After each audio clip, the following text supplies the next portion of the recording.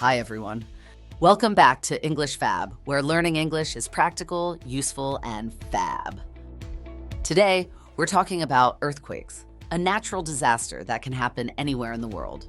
Whether you live in an earthquake-prone area or just want to expand your vocabulary, it's important to understand the key terms related to this topic. But talking about earthquakes in English can be tricky. There are scientific words, safety instructions, and even emergency-related vocabulary that can be confusing. That's why in today's lesson, we're going to break it all down for you. We'll go over essential vocabulary related to earthquakes, including causes, effects, safety measures, and more. These words will help you understand news reports, safety guidelines, and everyday conversations about this important topic. And of course, we'll follow the vocabulary section with real-life example sentences to show you how to use these words naturally. If you find English difficult, don't worry.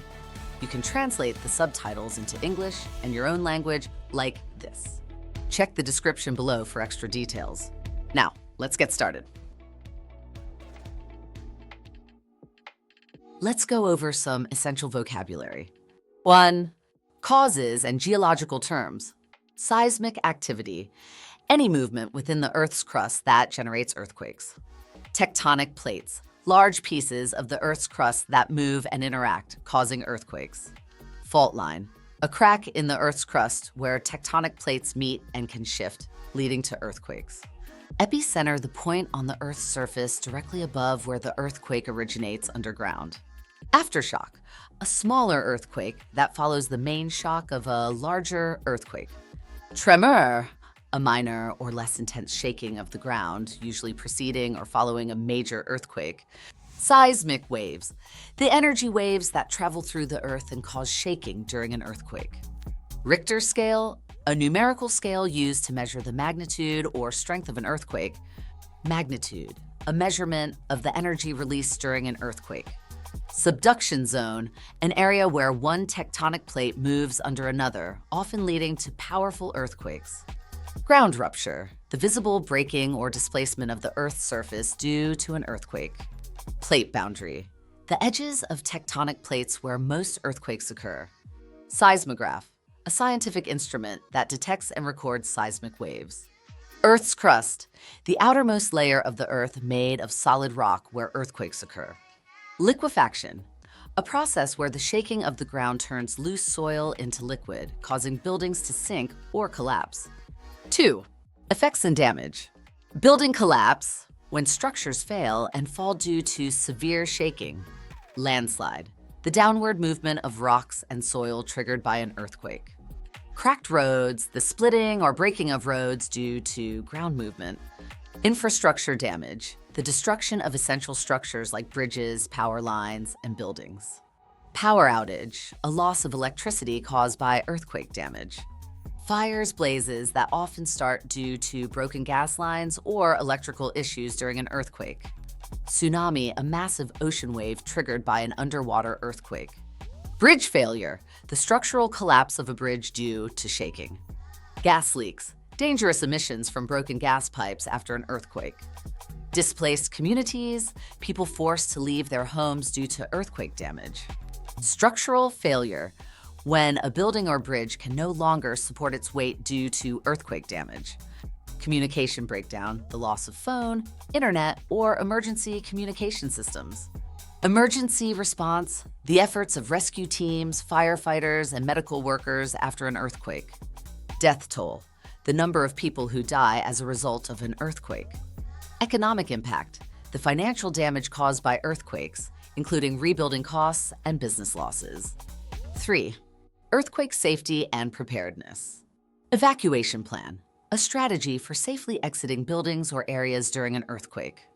Drop, cover, and hold, the recommended safety action during an earthquake to protect yourself from falling objects.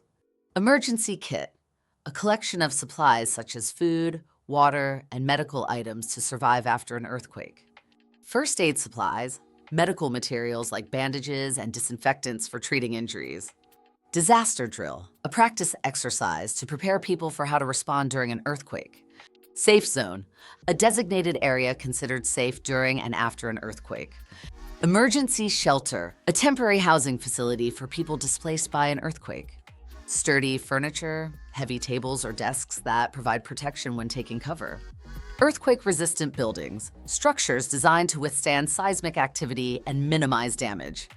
Battery-powered radio, a device used to receive emergency broadcasts when power is out.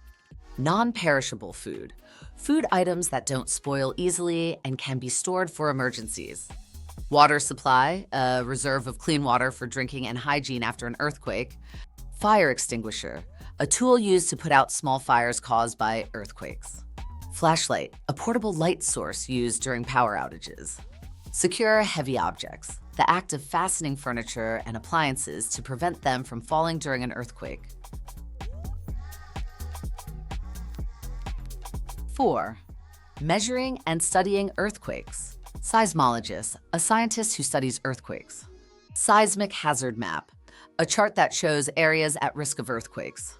Shake intensity, a measurement of how strong an earthquake feels in different locations. Earthquake prediction, the study of trying to forecast when and where an earthquake might occur. Foreshock, a smaller earthquake that occurs before a larger one. Tsunami warning system, a system that detects undersea earthquakes and issues tsunami alerts. GPS monitoring, the use of satellites to track tectonic plate movements. Ground motion simulation, a computer-generated model of how the ground moves during an earthquake. Fault slip measurement, the study of how much movement occurs along a fault line. Geological survey, a scientific study of the Earth's structure and earthquake risks. Building codes, safety regulations that guide the construction of earthquake-resistant buildings. Earthquake drills, training exercises that teach people what to do during an earthquake. Tsunameter, a device that detects tsunami activity in the ocean. Structural engineering, the science of designing buildings to withstand earthquakes. Earthquake insurance, a financial policy that helps cover the cost of earthquake damage. Now that we've gone over essential vocabulary, let's see how these words are used in real-life sentences. These examples will help you understand how to use them naturally in conversation.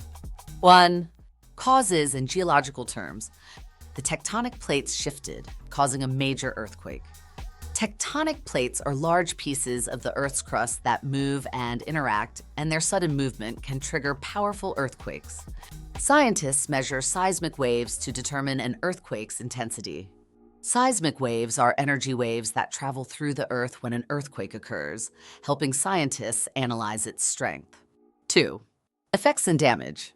The earthquake caused a building collapse, trapping people inside.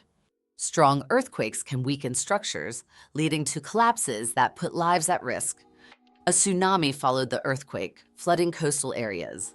Some earthquakes, especially those under the ocean, can trigger massive waves called tsunamis that cause severe flooding. 3. Earthquake safety and preparedness. During an earthquake, remember to drop, cover, and hold under sturdy furniture. This safety method helps protect people from falling objects and structural damage during an earthquake. We packed an emergency kit with food, water, and a flashlight.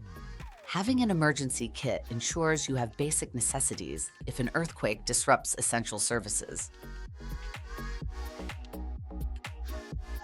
4. Measuring and studying earthquakes. Seismologists use a seismograph to record earthquake activity. A seismograph is a tool that detects and records the movement of the ground during an earthquake. The government updated building codes to make structures more earthquake resistant. Stronger building codes ensure that new buildings can withstand earthquakes, reducing the risk of damage and casualties. That brings us to the end of today's lesson on earthquake-related vocabulary.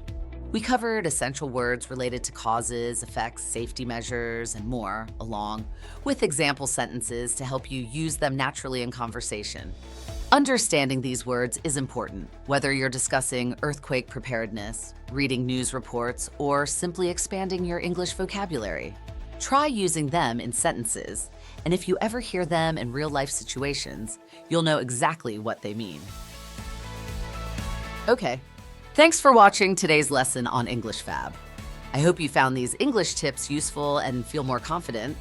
Remember, practice makes perfect, so try using these phrases in your daily conversations.